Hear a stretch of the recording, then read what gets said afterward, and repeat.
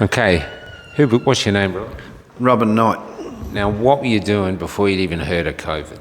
We're just living a normal life, detecting, watching the kids play sport and Detecting, like looking for gold? gold, detecting it around Bendigo here. So Ever had any luck? I've had a lot of wins. I don't say too much because everyone then follows you out in the field. So yeah.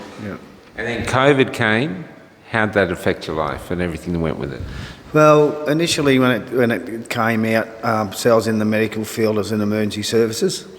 So it was mandate that if we wanted to keep our jobs, that we had to go and get the jab. I held off right to the very end when they said that our jobs were on the line. So luckily I had Moderna. So as you're probably aware, Moderna was around, and in Switzerland, Sweden, it was another type of medication which they twist around for COVID with a lot less side effects, where AstraZeneca and the Visa, that was just what I believe now has been horrific for a lot of people, especially from my family. Well, when you took it, did you feel like you were okay with it, or did you feel like you were being blackmailed or coerced? It felt like I was being blackmailed, and the main reason I took it, because I got elderly parents. So Dad's 81, Mum's 76, 77, going on 77. So is how the government made out how bad it would be and how it would affect the elderly and everything like that. I took it because of my grandchildren and my parents. Otherwise, I wouldn't have taken it. Yeah.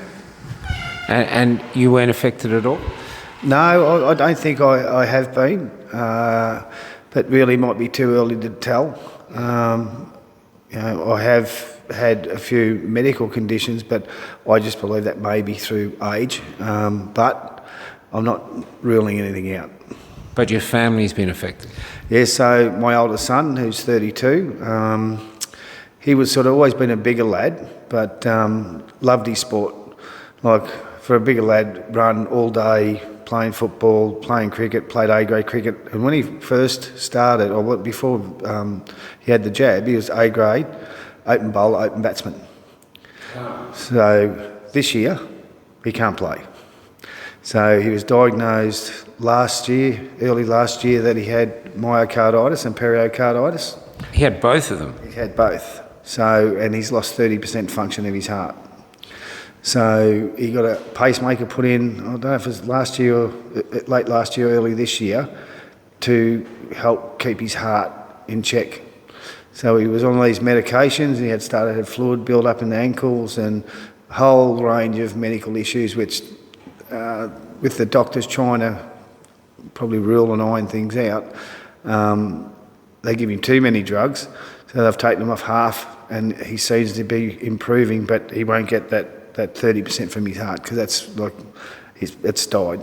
So, and does he think it's natural, or does he think it's connected to the jabs? So it's ironic, his half-brother, I won't say his name, but he's got exactly the same condition, and he had exactly the same jabs. So it's really hard to say it's genetics when the same father, different mothers, and they both got exactly the same condition. So Matt was very touch and just said his name, but he was very touch and go.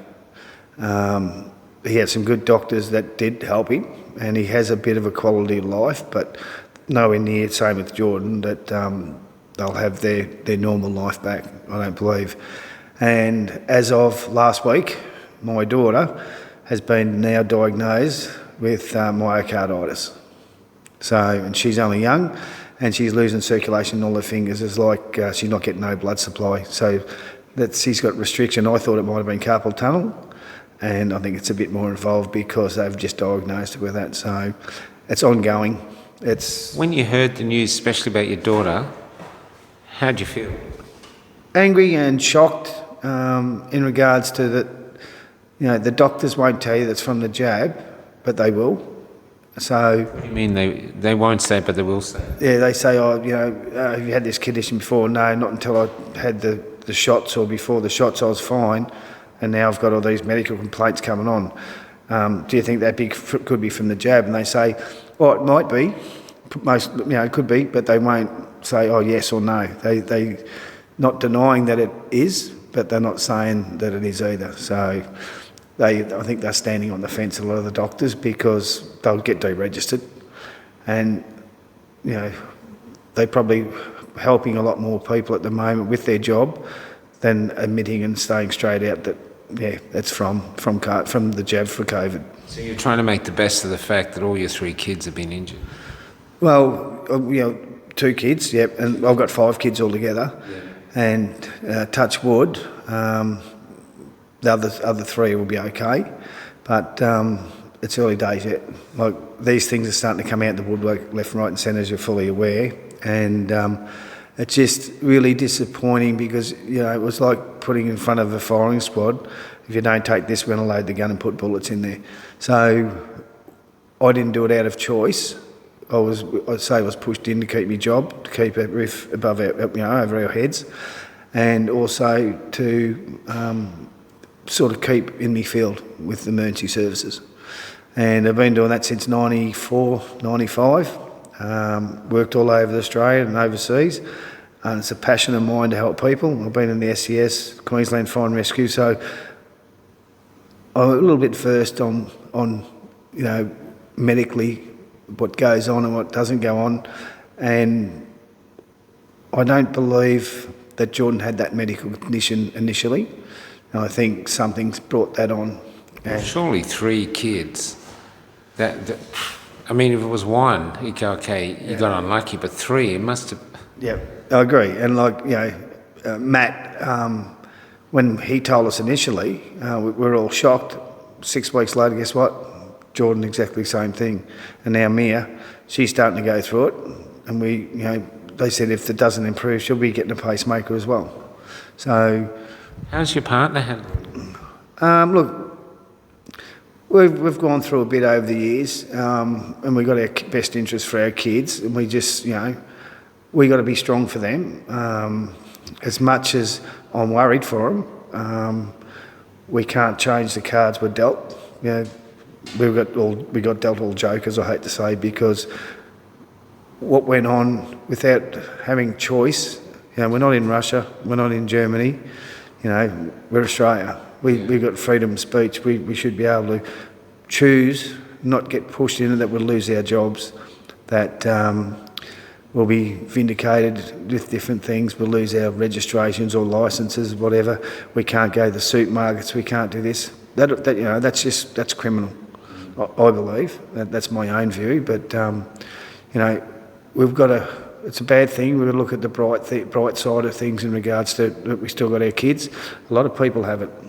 A lot of people have lost family. Yeah, in Bendigo? Oh, yeah, well, in Australia in general. Yeah, as you'd be well aware, and it's sad. We're lucky. We've got our 5 kids, we've got our 11 grandkids. So, we've got... Do you think it's just like your family just got bad luck, like the government did the right thing, force vaccinating everyone, or do you think maybe there needs to be a Royal Commission to look into what's exactly happened? Definitely a Royal Commission. I know that European countries are looking at trying to sue the governments now because of the human rights type issues. We shouldn't be made to do anything we want. Like, you can't make somebody consent to something and twist their arm behind their back. That's criminal. It's just like it wasn't thought out. I think it was a knee-jerk reaction what happened. If they would have waited 6 months to see what was happening with the populace, what you have to understand with the flus and everything like that, that's just another type of coronavirus. So it may be a worse strain, and we take boosters every year for our flus and everything like that. I think we jumped the gun. We followed everyone else instead of being individuals, and I think we're going to pay for that eventually, in the long run, because people have taken something that's not proven. There was metal and that found in samples. There's a whole range of things that people don't hear about.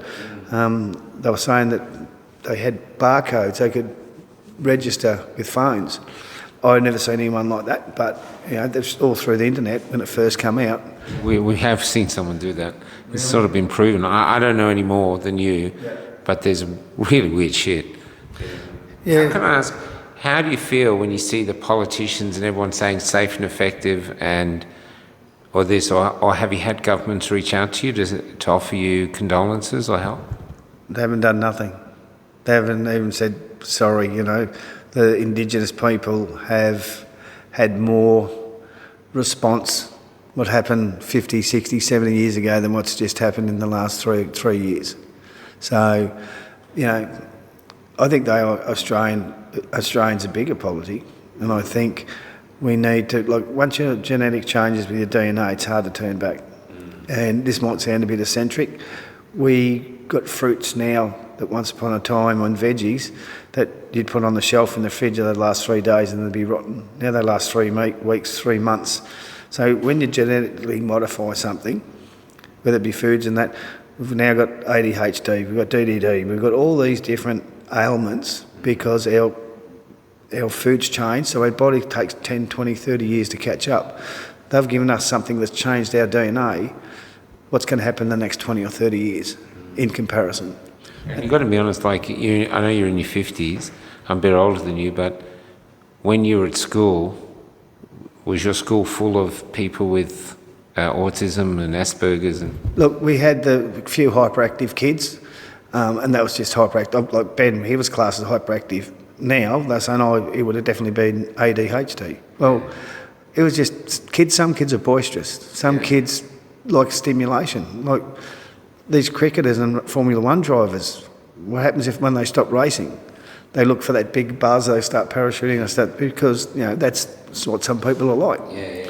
And look, someone's saying, Ben's up on the roof next door. Oh shit, we'll be able to go and get him down.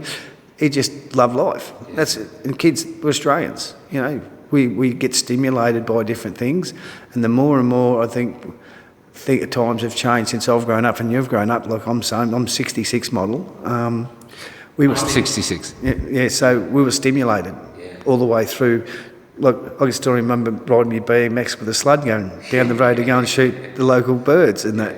Now you'd be locked up and thrown away the key. So all our rights are getting taken off us, as you well, and this is probably deterrent from what's going on. But the government, they're looking into inquiry what happened in Tasmania. They're saying that he was on the phone when some of the shootings were taking place, and all this stuff the government are doing that's coming out of the woodwork 10, 15, 20 years later. What's going to happen in another 20 years? We mightn't be around, but there'll be other people able to follow this on. So. How are your kids? Are your kids angry or they just accepted it? Jordan's very disappointed in regards because he was A-grade cricketer. He played B-grade last year. He's now spin bowler and he was a pace bowler. He still gives his all and he'll still run, but we go for a walk up Roslyn Park here in Bendigo, go and watch the fireworks, and he's lagging behind because he's finding it hard. That really annoys him from where he was to where he is now. And we see it, so we'll slow down and keep up with him. But you can tell that he's got the shits with it, for sure, as I would too, if I had the same sort of effects. And we've got this disinformation bill coming through, which means an interview like this will be silenced. How does that make you feel, knowing that the truth is they don't like it, they want it silent?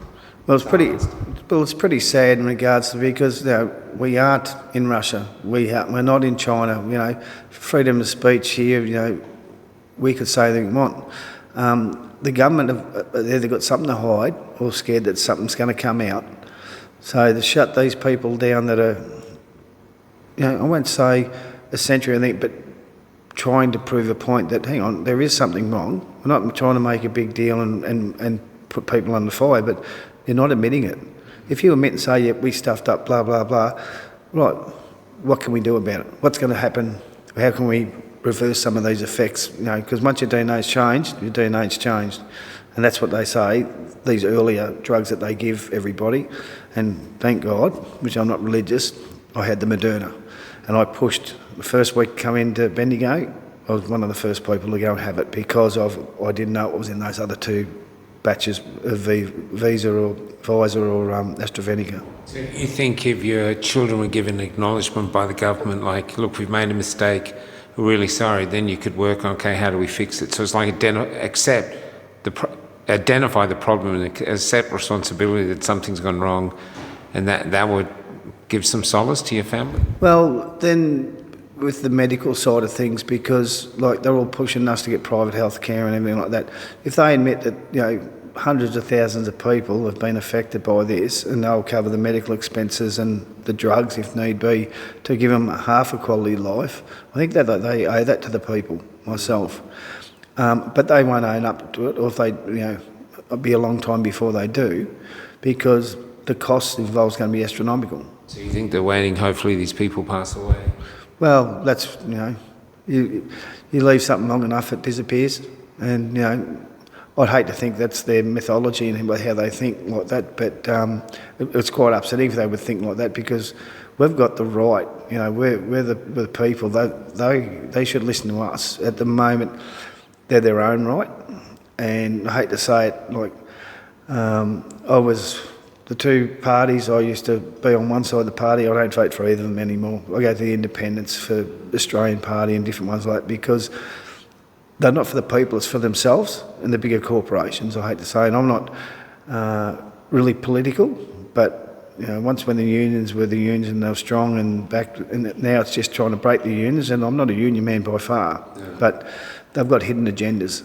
And these agendas are not just with what I'm saying now, there's other things I don't know about, and people would be passionate about and tell you the same thing.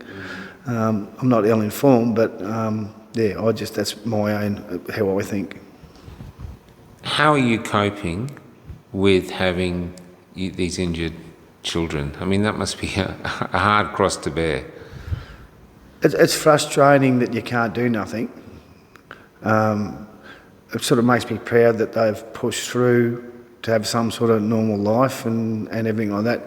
But I know at some stage, if Jordan keeps deteriorating, and hopefully this pacemaker is going to stop the myocarditis and pericarditis, that he has a quality life and sees his kids have kids. But we don't know that. You know, it'd be nice to say, yep, everything's rosy, but we're not on a knife edge either. But we'll just, as soon as he shows any other symptoms or anything like that with his blood clots, which he's starting to get, which is all, you know. So he's getting blood clots now? Yeah, in the legs and that. So we just hope he doesn't get them in the lungs again, because he's had them previously. So yeah, there's a multitude of things. And yeah, so we say we don't dwell on the past, but we won't forget, put it that way.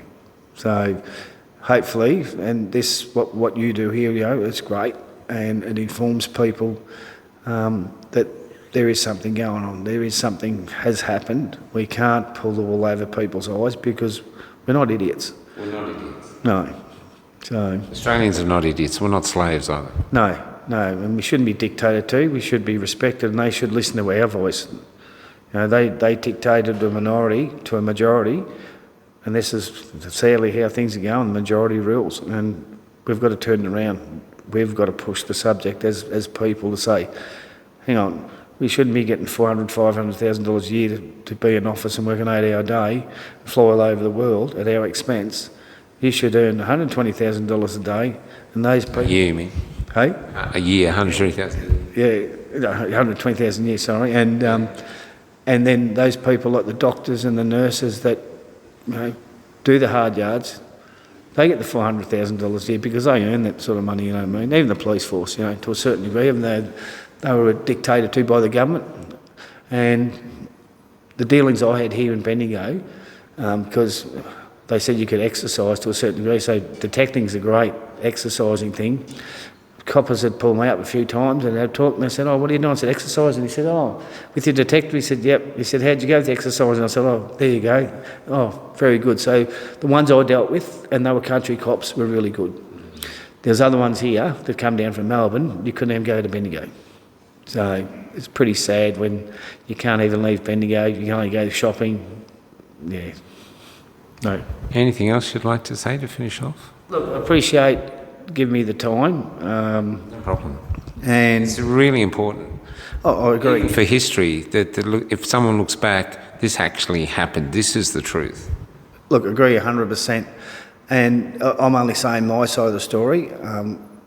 Those people that are affected, we need to stay strong, we need to stay together, we need to talk about this, because if we try and hide it, we won't get any support, we won't get that resolve to say, look, we might have a chance of improving our quality of life. So, Well, you never fix a problem if you're not allowed to talk about it. correct, agree 100%, and we don't learn by it either.